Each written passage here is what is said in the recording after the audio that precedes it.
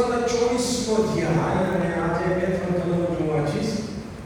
આપ સૌ ખોલશો એવી મારી વિનંતી છે. મત્તીની સુવાર્તાનો 24 અધ્યાય ને જો આપણે એ અધ્યાય ખોલ્યો છે તો આપણે ઉભા થઈએ અને આપણા વાદ ઉચ્ચર કરીએ ને આપણે કરા ગીતાથી તાજો બોલીએ બોલીએ હોવા કેમ કે તારો સેવક સાંભળવા માટે અને પાડવા માટે તૈયાર છે. આમેન. પ્રભુ ઈસુ ખ્રિસ્ત ઘણી બધી નિશાનીઓ આપી રહ્યા છે અંત સમયની અને કહે છે પણ ખરા કે ગૌરવ સમય આ તો હજી શરૂઆત છે, હજી તો આ દુઃખનો આરંભ છે વગેરે વગેરે પ્રભુ ઈસુ ખ્રિસ્તે આ ધ્યાનમાં કીધું છે. અને 11 થી 14 કલમ વાંચવામાં આવે છે.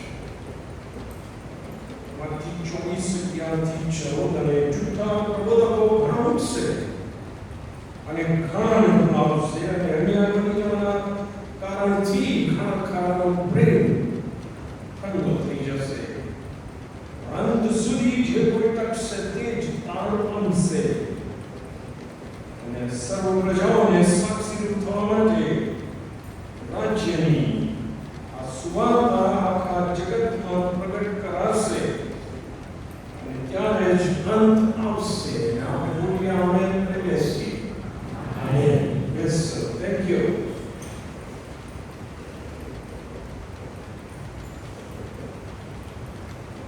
તો પ્રભુ ઈસુ ખ્રિસ્તે જે ઘણી નિશાનીઓ આપી જોઈશું એને પણ અહીંયા 13 અને 14મી કલમમાં પ્રભુ ઈસુ ખ્રિસ્તે કીધું કે પણ અંત સુધી જે કોઈ ટકશે તે જ તારણ પામશે. અને આપણે શીખવાની કોશિશ કરીએ કે કેવા વાતાવરણમાં, કેવા માહોલમાં, કેવી પરિસ્થિતિમાં આપણે અંત સુધી ટકી રહેવાનું છે. આપણે શીખ્યા કે એ અંત સમય એ મારે કોઈ કહેવાની જરૂર નથી, આપણે એમાંથી પસાર થઈ જ રહ્યા છીએ. એ બધું બની રહ્યું છે. છેતરામણી, ઠગાઈ, જૂઠનો સમય, જૂઠા ઉપદેશકો, જૂઠા સેવકો, જૂઠા પ્રબોધકો અને જૂઠા ખ્રિસ્તનો સમય, યુદ્ધ અને લડાઈનો સમય, અરસ એકબીજાનો વિરોધ કરવાનો સમય, પ્રજા અને રાજ્યો, કુદરતી આફતો, દુકાળ અને મરકી અને અનર્થો અને મરણની સંખ્યા વધી રહી છે જુદી જુદી રીતે. સ્વાર્થ વૃદ્ધિ વધશે, ભ્રષ્ટાચાર વધશે, પ્રાણઘાતક રોગચાળાનો સમય, યસનો ધરતીકંપો, કુદરતી આફતો, વિપત્તિ, દ્વેષભાવ, નિર્દય, સતાવણીનો સમય, ધર્મ ત્યાગ, વિશ્વાસ ત્યાગ અને એકબીજાનો વિશ્વાસઘાત કરવાનો આ સમય છે. એકબીજાને પરસ્વાધીન કરવાનો પણ આ સમય છે. કૌટુંબિક સંબંધોમાં ભંગાણ પડવાનો સમય છે. યસ ઓર નો? અને કોઈને કાઢી શકશે નહીં કારણ કે આ દુરાચાર અને વૃત્તિનો, સ્વાર્થ વૃત્તિનો સમય છે. એ બધું બની રહ્યું છે, બનશે અને એ બધી બાબતો વૃદ્ધિ પામશે એવું બાઇબલ કહે છે. આપણે શીખી ગયા છે પાછલા સમયમાં. યસ ઓર નો? સો માહોલ સુધરશે એની અપેક્ષા પણ રાખી શકાય નહીં. આ બાઇબલમાં જે ભવિષ્યવાણીઓ આપવામાં આવી છે એ રીતે. યસ ઓર નો? તેથી આપણે કેવી પ્રાર્થનાઓ કરવી એ પણ મેં તમને શીખવેલું.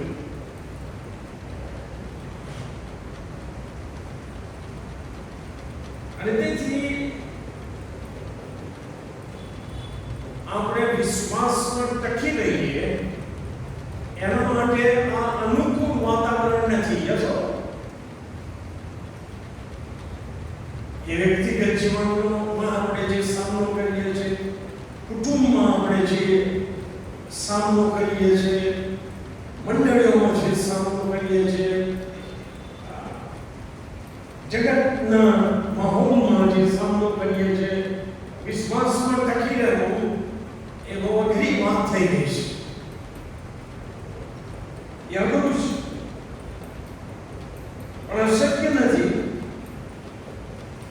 આ પ્રતિકૂળ વાતાવરણમાં માનને તમારે પ્રભુમાં આપણને જે આશીર્વાદો મળ્યા છે, આત્મિકો, ભૌતિકો, એ આશીર્વાદો આપનાર ઈશ્વરને અને એ આશીર્વાદો સાથે રહેલી જવાબદારીને યાદ રાખીને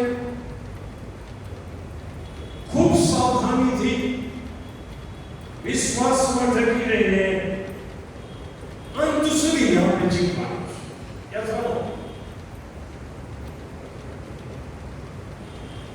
કઈ જવાબદારી?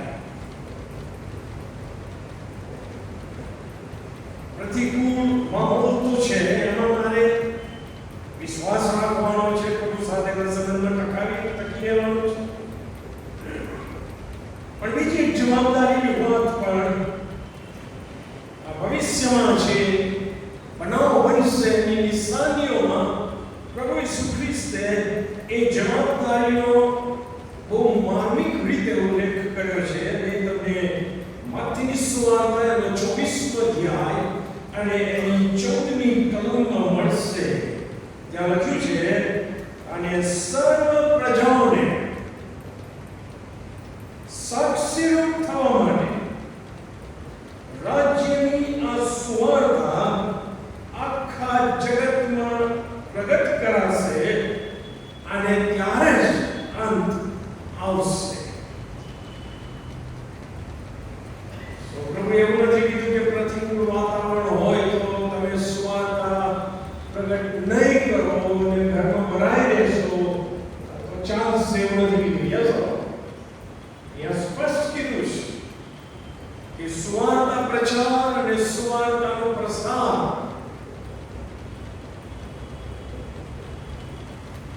એ ચાલુ રહેવો જોઈએ અને એ જગતના અંત સુધી ચાલુ રહેવો જોઈએ. અને સર્વ પ્રજાઓ સુધી એ સુવાર્તા પહોંચવી જોઈએ.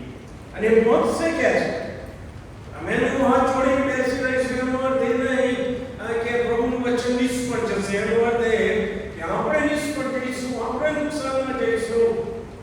પણ સુવાર્તાનો પ્રચાર અને સુવાર્તાનો પ્રસાર તો પ્રભુ એના વિશ્વાસુ લોકો મારફતે કરશે જ અને આખી પ્રજાઓ સુધી જશે. બાઇબલ કહે છે કે પ્રભુ ઈસુ ખ્રિસ્તે એવું નથી કીધું કે કદાચ, એ કહે છે કરાશે. જેમ કીધું કે ધરતીકંપો થશે, એમ એમણે કીધું કે સુવાર્તા પ્રચાર પણ એવી રીતે કરાવાશે થશે કે જે સર્વ પ્રજાઓ સુધી પહોંચશે.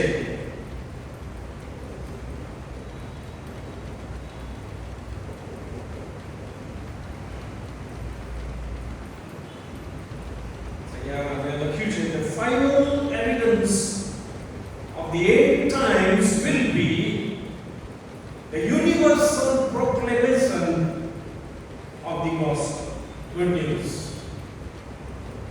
વિશ્વવ્યાપી પ્રચાર અને પ્રસાર થશે. હવે તમે જે મોડર્ન ટેકનોલોજી જુઓ છો તો હવે આપણને થોડો વિશ્વાસ રહેશે કે ના આવું થઈ શકે એવું છે. બોલો તો ખરા. It is possible.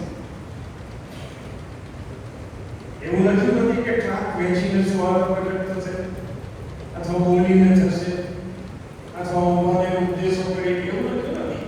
કોઈ મેથડ લખી નથી. કોઈ મેથડનો ઉલ્લેખ નથી. ખાલી મેસેજનો ઉલ્લેખ છે કે સુવાર્તા પ્રગટ કરાશે સર્વ પ્રજાઓને આખા જગતમાં. હવે આ ઈસુ ખ્રિસ્તે જે ભવિષ્ય કથન કીધું સુવાર્તા સંબંધી, એને હું ઈશ્વરનો જે અનંતકાલિક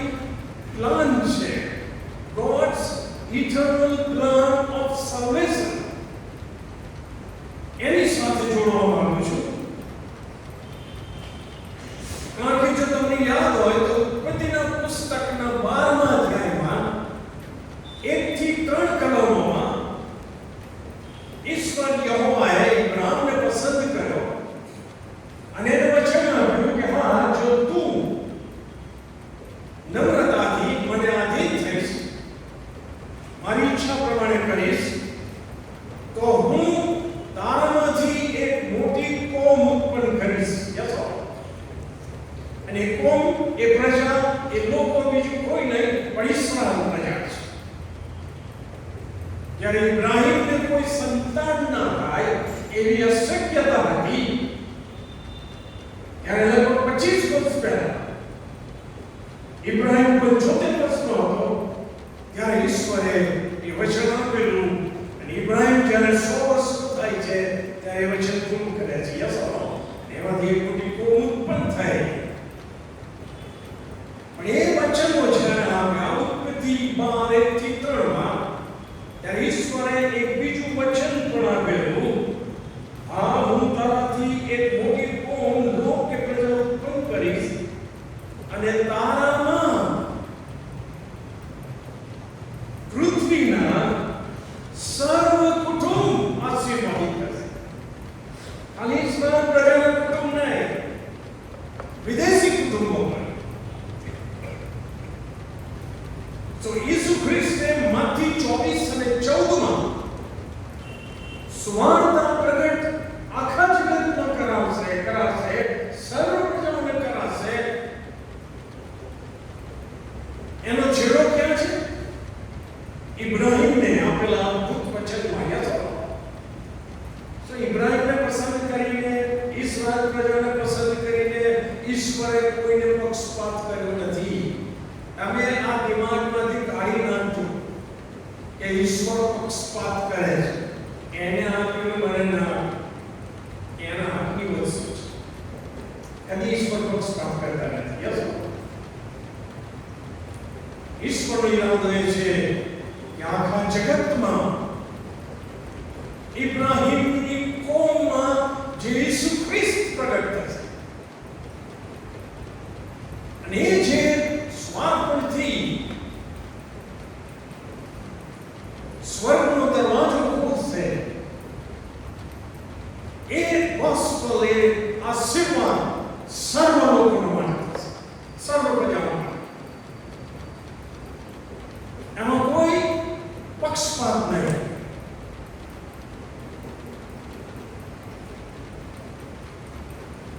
તેથી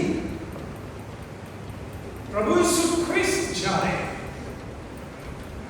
એમને સોંપાયેલું સેવા કાર્ય પૂરું કરે છે, અને સ્તંભ ઉપર તમારે મારા પાપ થઈને મરણ પામ્યા,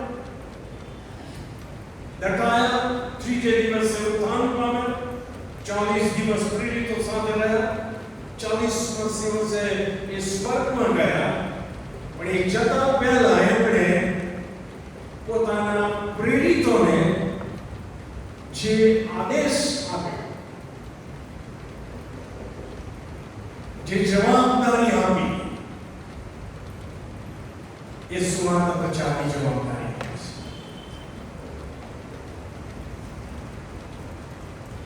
એને શાહી આદેશ કહેવામાં આવે છે, ગ્રેટ કમિશન.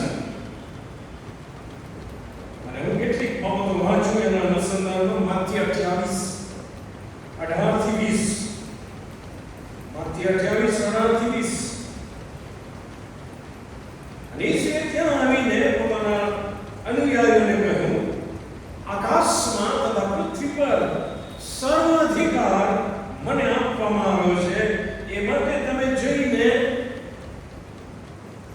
સર્વ દેશનાઓને, અમને ખ્યાલ છે જ્યારે બહારને મોકલ્યા હતા, અમને 70 ને મોકલેલા, ત્યારે શું કીધું હતું? ઈસરાયલ પાસે જજો, ઈસરાયલના કુટુંબો પાસે. કારણ કે અમારી ઈસુ ખ્રિસ્ત ગ્રાઉન્ડ તૈયાર કરતા, પાયો તૈયાર કરતા. એમને કામ સિદ્ધ કર્યું. પછી જે પ્રેરિતો અને ઈસુ ખ્રિસ્તના અનુયાયીઓ હતા, એમને કહે છે કે ડોન્ટ વરી, સર્વાધિકાર મારી પાસે. I am the lord of lords. Yes, એ માટે તમે જઈને સર્વ દેશનાઓને શિક્ષિત કરો. પિતા, પુત્ર, પવિત્ર આત્માના નામે તેઓને બપ્તિસ્મા આપતા જાઓ. મેં તમને જે જ્ઞાન કરી તે સર્વ પાળવાનું તેઓને શીખવતા જાઓ. અને જુઓ, જગતના અંત સુધી હું સર્વકાળ તમારી સાથે. જગતના અંતની જ વાતો ઈસુ ખ્રિસ્ત કરે છે. સુવાર્તા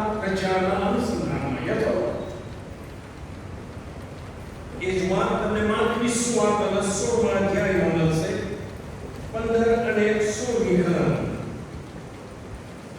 માર્ક 16:15-16માં પ્રભુએ શું કહ્યું? અને ઈસુએ તેઓને કહ્યું, આખા જગતમાં જઈને આખી સૃષ્ટિને સુવાર્તા પ્રગટ કરો. અને જે કોઈ વિશ્વાસ કરે તે બાપ્તિસ્મ લે તે દાન પામશે, પણ જે વિશ્વાસ નહીં કરે તે અપરાધી થશે. આખા જગતમાં સુવાર્તા પ્રગટ કરો.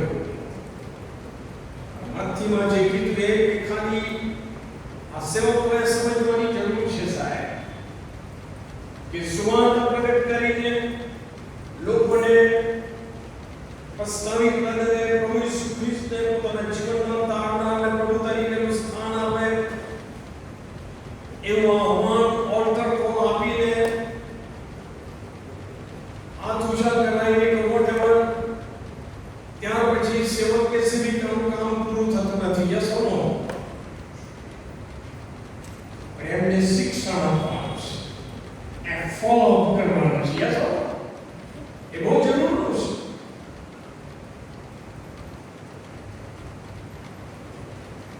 કારણ કે જગતનું જ્ઞાન અને જગતનું જીવન તો સહજતાથી કુદરતી રીતે આપણે ગ્રહણ કરી લઈએ છીએ.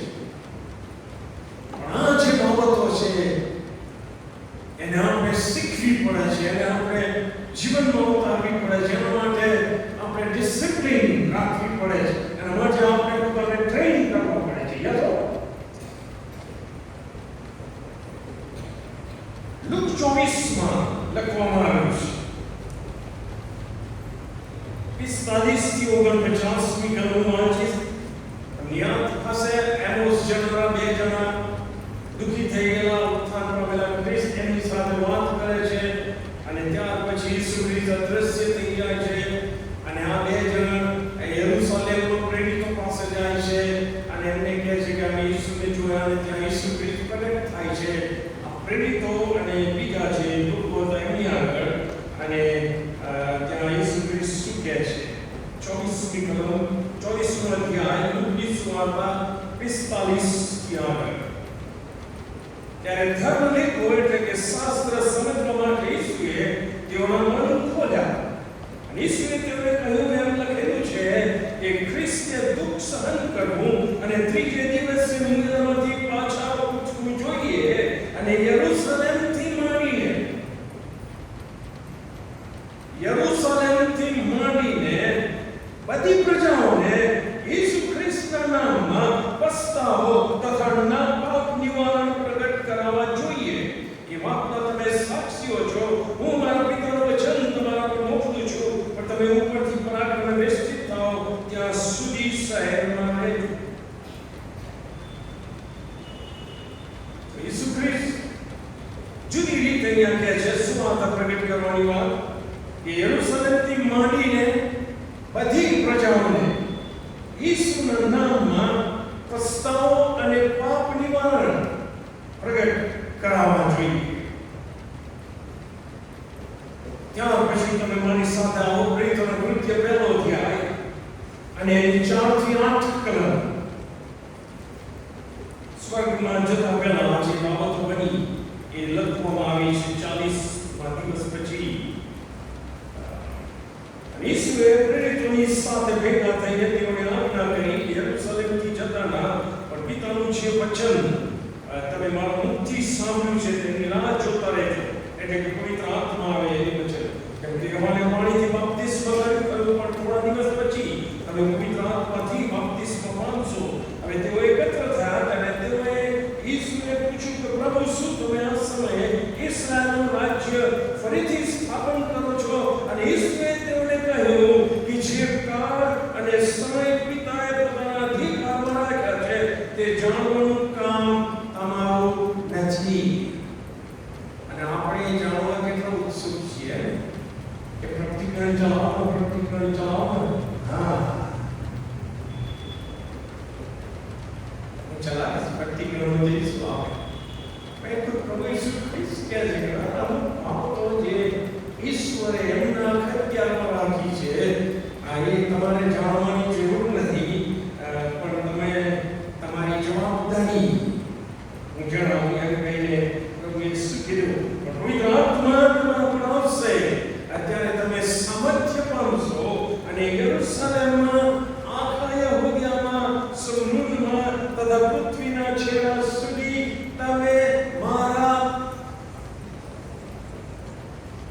સાક્ષી થશે.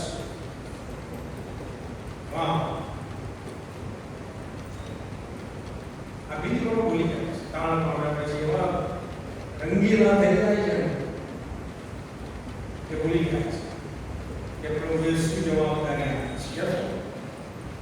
એટલે આપણા લોકોની મંડળીઓની બધી હાલત એટલા માટે આવી જાય છે. બીજું કંઈ કે બેઝિક જવાબદારી બિલીવરને આપવામાં આવી છે. You have forgotten.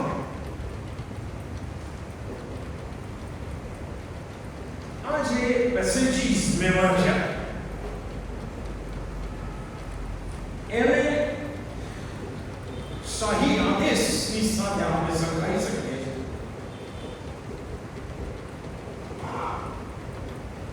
અને એ બધા વચનો જો અભ્યાસ કરીએ તો આ શાહી આદેશનો અમલ આપણે કેવી રીતે કરવાનો છે એ પણ સમજાય છે.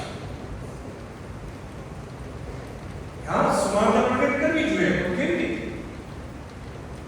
મેં લખ્યું છે સુવાર્તા પ્રગટ કરવી એટલે પવિત્ર આત્માના સામર્થ્યમાં પ્રભુ ઈસુના સાક્ષીઓ થઈને પ્રભુ ઈસુના નામમાં પસ્તાવો અને પાપ નિવારણ પ્રગટ કરવા. યસ, વેરી ક્લિયર કટ છે.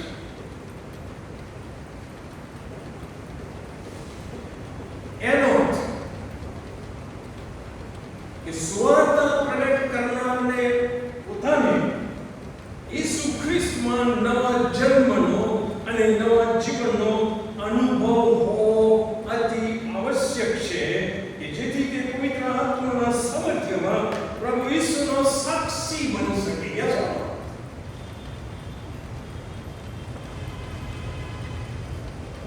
સેવા કરતા એવું જોયું છે કે સુવાર્તા પ્રચાર કરવા જાય પ્રાર્થના છે ઘણી વાર બંધ થઈ જાય કે હું નોન ક્રિશ્ચિયન છું એવો ભાવ કરીને ભાઈ ના ઓળખતા એને પૂછું કે તમે વાંચ્યું છે? એને વાંચ્યું નથી. યસ, આપણી હાલત છે મંડળી. વચ્ચે કહ્યું હતું કે જે બાઇબલ વચન છે આ વર્ષમાં વાંચવાનું ચિઠ્ઠી વાંચન ચિઠ્ઠી એને કહીએ છીએ. બાઇબલ હાઉસે એના કેમ કિંમત રાખી મને એ તો પહેલા ચોખ્ખી મોકલ કેમ એની કિંમત રાખવી પડી મેં પૂછ્યું. એમણે શું જવાબ આપ્યો કે મંડળીમાંથી ઓર્ડર આવે, એટ રેન્ડમ ઓર્ડર આવે, 500 આપો, 1000 આપો, થોડી જ વપરાય ને બીજી સ્ટોરમાં પડી ગઈ આખું વર્ષ. યસ,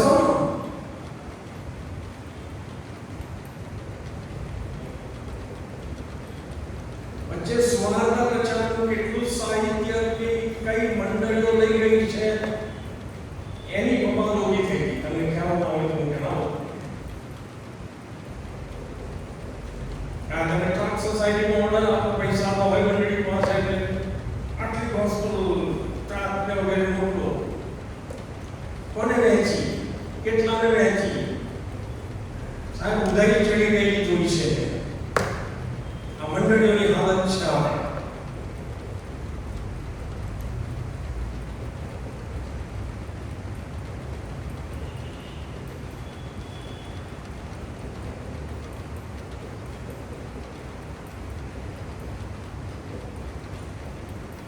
નવા જન્મનો અને નવા જીવનનો દાવો કરે છે.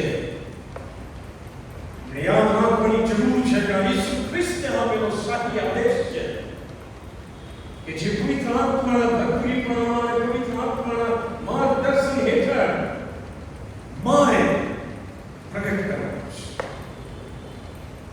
એ સુવાર્તા પ્રગટ કરવામાં બે મેઇન બાબતો છે: પસ્તાવો,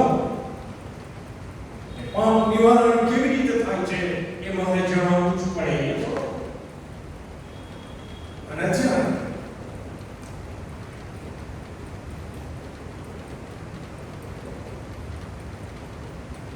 પુલપિટો ઉપરથી આની વાતો બહુ ઓછી થાય છે. તમે પાપમાં જીવો છો એ કહેતાય સેવકોને બીક લાગે છે. પર્સનલી મળે તો એ કહી શકતા નથી. કુટુંબની મુલાકાતે જાય તો એ પ્રેમથી કહી શકતા નથી. યસો અરે બોલો ના.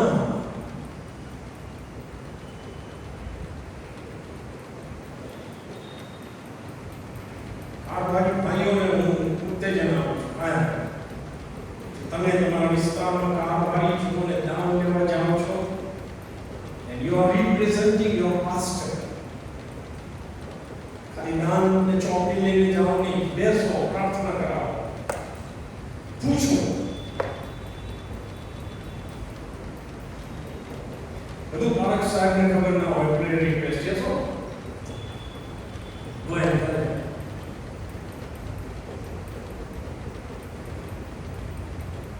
ને સુમાર બચાના મોટા સેમિનાર, પ્રાર્થનાના સેમિનાર તો એકદમ પડતો નથી. મને તો બહુ અહીં ભીડ પડતો નથી.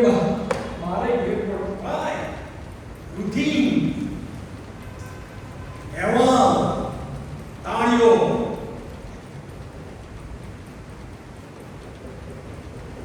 હિસાબ મહાત્મા આવશે. શરૂઆતની મંડળીની મેં થોડા સમય પહેલા વાત કરી હતી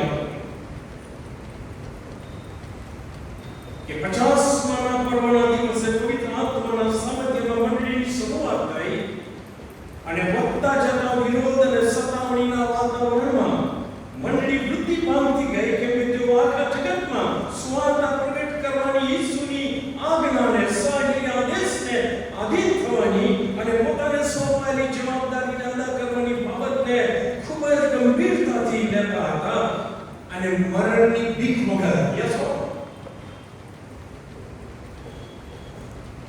સ્વાર્થ વગર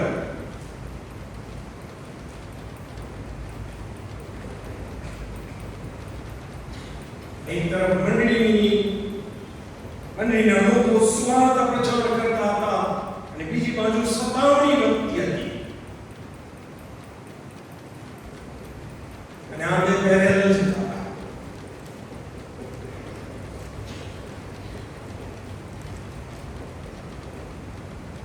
કારણ કે પ્રેરિતોનો વિશ્વાસ એ વિશ્વાસ પણ આપણે ગુમાવી બેઠા છે. પિતાના કૃત્ય 4 અધ્યાયની 12મી કલમ બીજા કોઈથી કારણ નથી, કેમ કે જેથી આપણો ત્રાણ થાય કે બીજું કોઈ ના આકાશ નીચે માણસોમાં આપેલું નથી. આ વિશ્વાસ રહ્યો નથી. કારણ કે વિશ્વાસ રહ્યો નથી, સ્વાર્થ પણ કાચું થઈ ગયો, પ્રેમ ઠંડો થઈ ગયો.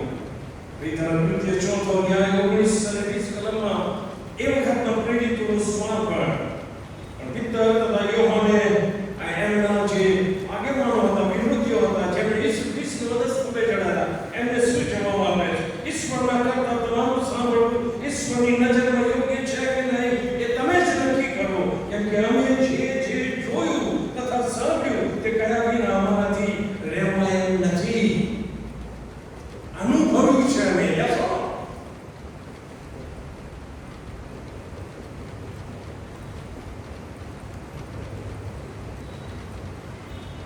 સંત યોહાન આ જ વાત લખે છે. પહેલો અધ્યાય એની પહેલી 2 કલમ એ લખે છે, જે આરંભથી હતું, જે આપણે સાંભળ્યું, જે અમે પોતાની આંખે જોયું, જેને અમે નિહાળ્યું, જેને અમે અમારે હાથે સ્પર્શ કર્યો, તે જીવનના સંબંધી અમે તમને કહી દેખાડીએ છીએ. એ જીવન પ્રગટ થયું તેને અમે જોયું છે અને સાક્ષી પૂરીએ છીએ. તે અનંતનું જીવન તે પિતાની પાસે હતું અને અમને પ્રગટ થયું તે તમને કહી દેખાડીએ છીએ. સ્વાર્થ પ્રગટ કરવો એટલે સામેવાળાને કહેવું કે અનુભવ કરો કે યહોવા ઉત્તમ છે, કેમ કે મેં અનુભવ કર્યો છે. Yes, that is Subhana.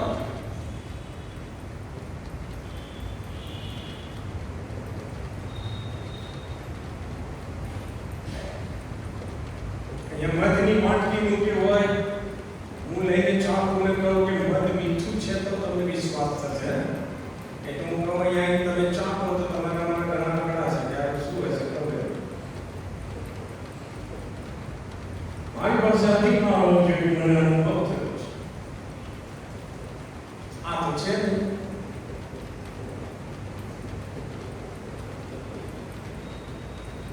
મને યાદ આવે છે કે કેટલાક ગ્રીક લોકો ફિલિપની પાસે જાય છે સવારનું લખ્યું છે અને ફિલિપને કહે છે કે અમારે ઈસુના દર્શન કરવા છે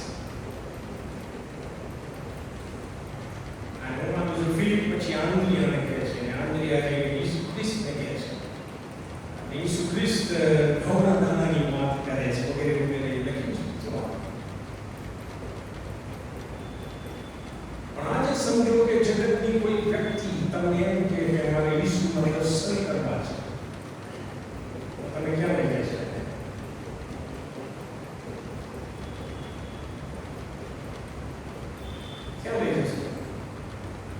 રવિવારની ભક્તિ સભામાં આવો તમને ઈસુના દર્શન થશે એમ કહે છે અરે બોલો ના સોમવારની બાઇબલ સ્ટડીમાં આવો સચિનભાઈ એમ કહે છે ઓકે ફાઇન તમારામાં એને ઈસુ ખ્રિસ્તનું દર્શન થાવ યસ તમારામાં એ સુવાર્તા પ્રચાર છે તમારા વિચારો તમારી વાણી તમારું વર્તન તમારી વ્યૂહરચના તમારું ઉઠવું તમારું બેસવું ત્યારે એ જોશે કે બદલાયેલું છે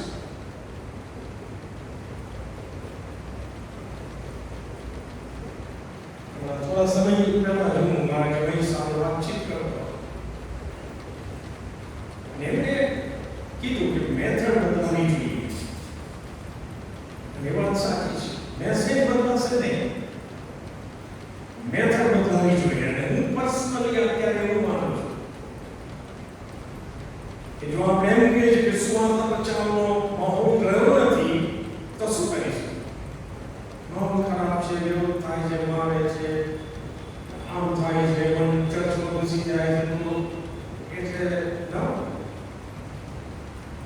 person suara bercakap વ્યક્તિગત રીતે સુવાર્તા પ્રચાર તમારા મિત્રો છે યતો તમારી બહેનપણીઓ છે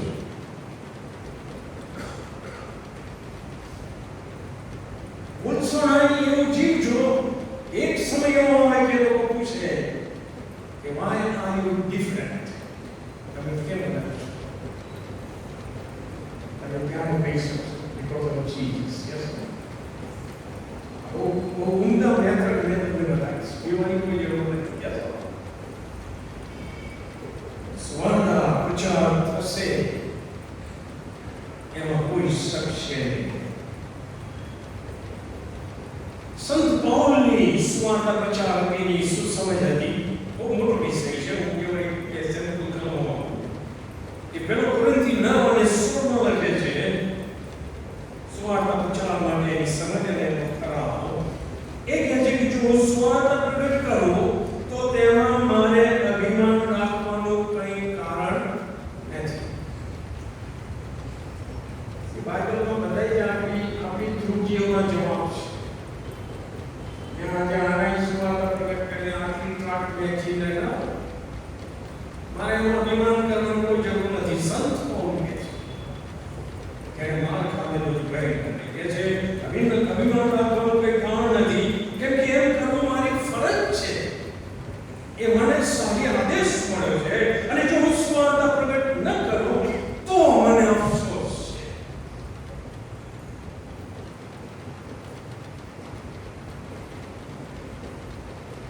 તમે સાંભળેલી વાત છે મારા પિતાજી કહેતા હતા બાળક છે 20 જાણતો ને જ્યારે પાસ્ટરોને દીક્ષા આપે ને તેમને આગળ બોલાવે પછી એમને પાણી ગિફ્ટ અપાવી એવું બધું આ બિશપ પાસ્ટરો જે દીક્ષા મળે એમને કહેતા હતા કે મારા માધવ પાણી મૂકીને એમ કહો કે જો હું સ્વાર્થ પ્રગટ ન કરું તો મને અફસોસ.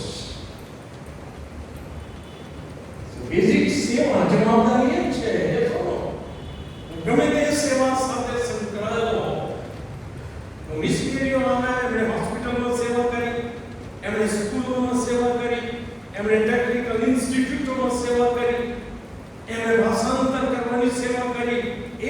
ફુરસતથી સુવાર્તા પ્રચાર થાય. યસ. અને તેથી સંત પૌલ એને લાગ્યું કે હવે મારો પ્રયાણ પાસે આવે છે, મારી જિંદગીની સેવા થઈ ગઈ. એ બહુ મળકાથી આપણે કરી ત્યારે શું કહે છે? બીજું તીમોથી 4 અધ્યાય 1 થી 5 કલમમાં એ જુવાન તીમોથીને કહે છે, માટે ઈશ્વરની સમક્ષ અને ખ્રિસ્ત ઈસુ જે જીવતા હતા મૂળેલાનો ન્યાય કરવાના છે તેમની સમક્ષ અને તેમના પ્રગટ થવાની તથા રાજ્યની આનંદ લઈને હું તને આદરપૂર્વક કહું છું કે તું સુવાર્તા પ્રગટ કર. બીજો તીમોથી 4:1 થી 5 તું સુવાર્તા પ્રગટ કર અને પછી અનુકૂળ તથા પ્રતિકૂળ પ્રસંગે તત્પર રહે.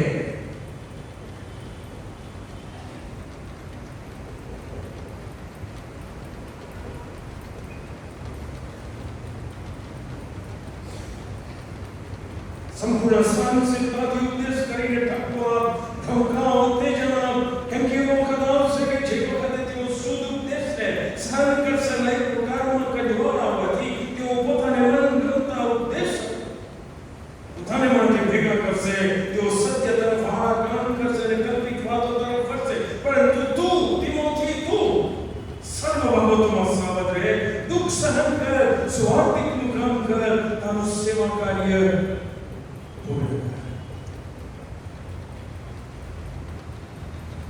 ખાલી સેવકો સેવિકાઓને નથી લખાયું, અહીં એક બિલીવર માટે લખાયું છે. કારણ કે સર્વ પ્રજાઓને સુવાર્તા પ્રગટ કરાશે એમ પ્રભુએ કહ્યું. એમાં મારો કેટલો ભાગ હશે એ આપણે વિચાર છે. કેટલીક આંકડાકીય બાબતો મેં જે શોધ્યું છે, અત્યારે જગતમાં કુલ 195 દેશો છે. એમાં 193 દેશો એ યુનોના સભ્ય છે, યુનાઇટેડ નેશન્સ. એક વેટિકન દેશ છે અને પેલેસ્ટાઇન છે. આ એ દેશ છે પણ યુનોના સભ્ય નથી. અને આખા જગતમાં જે પીપલ ગ્રુપ્સ કહેવાય છે, પ્રજાઓ જે શબ્દ વાપરે છે, એથનિક ગ્રુપ્સ, પોકેટ્સ, એ કુલ 7,400 પીપલ ગ્રુપ્સ છે. અને એમાં 7,400 ભાષાઓ બોલાય છે.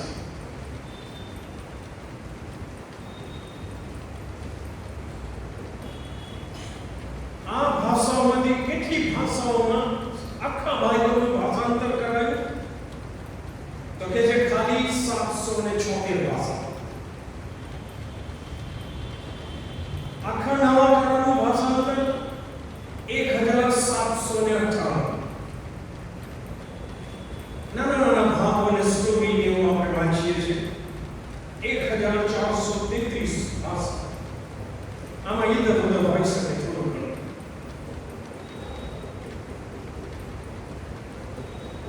ભાષાંતરની સેવાઓ માટે પ્રાર્થના કરજો, કારણ કે બહુ જરૂરી છે આ પ્રજાઓને પહોંચવા માટે. Yes, pray for that. આપણે એવું લાગે કે ભાષાંતર કરવું ન. બાઇબલ એ 3 ભાષાઓ લખાય છે: હિબ્રુ, અરામિક અને ગ્રીક. અને એવું કામ છે. ગુજરાતી ભાષાંતર બહુ પાવરફુલ ભાષા છે. થોડી કૃતિઓ ઓરિજિનલ જે ટેક્સ્ટ છે એ બિલકુલ નજીક ભાષાંતર છે. આ બધું એટલા માટે કરું છું કે આપણે આપણી જવાબદારી સમજીએ. યસ, સૌથી પહેલા તો મારે મારા કુટુંબ સાક્ષી બનવાનું છે. ઈસુ ખ્રિસ્ત યરુશલેમ જવાનું,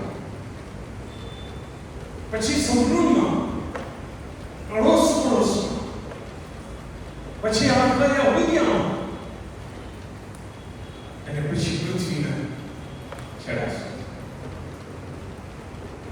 અને મારી તાકાત પર આધાર રાખેલો નથી. પ્રભુ કહે છે કે કોઈ આત્માનું સામર્થ્ય તમને આપવામાં આવશે. એને વ્યાખ્યા એટલે સમજવા માટે આપણી જવાબદારી પ્રત્યે ગંભીર બનવા માટે પ્રભુની ખાસ કૃપા આપણને આવે. અને પ્રભુની ઈચ્છા છે તો આવતા સોમવારથી આંગેલો પુસ્તકમાં જે થોડી ઘટપટી બાબતો લખાઈ છે એન્ટી ક્રાઇસ્ટના અનુસંધાનમાં પાછલા અંત સમયની એ વાતોને સમજવાની આપણે કોશિશ કરીશું. પ્રાર્થના કરીશું. મારે પણ તમારી પ્રાર્થનાની જરૂર છે. પ્રાર્થના કરીએ તો ધન્યવાદ આપીએ છીએ તમારી સીધી મહેરબાની અને હાજરી કે પવિત્ર આત્માની અગ્રિમતામાં તમે તમારા વચનો શીખી શક્યા છે અને અમને એમ કહી શકીએ છીએ કે અમને તમે તોલ્યા છે અને હવે ક્રમથી માનવું પડ્યા છે. ત્યારે પ્રભુને આશીર્વાદોમાં રચા રચા ના થઈ જઈએ. આશીર્વાદોની સાથે જે જવાબદારી છે એ અદા કરનાર તમારા બાળકો બનીએ, તમારું કુટુંબ બનીએ, તમારી મંડળી બનીએ એવી કૃપા માંગીએ છીએ. જગતમાં જઈશું તમારી કૃપા અમારી સાથે રાખો. વિનંતી ઈસુ ખ્રિસ્તમાં અને સાંભળો અને માન્ય કરો.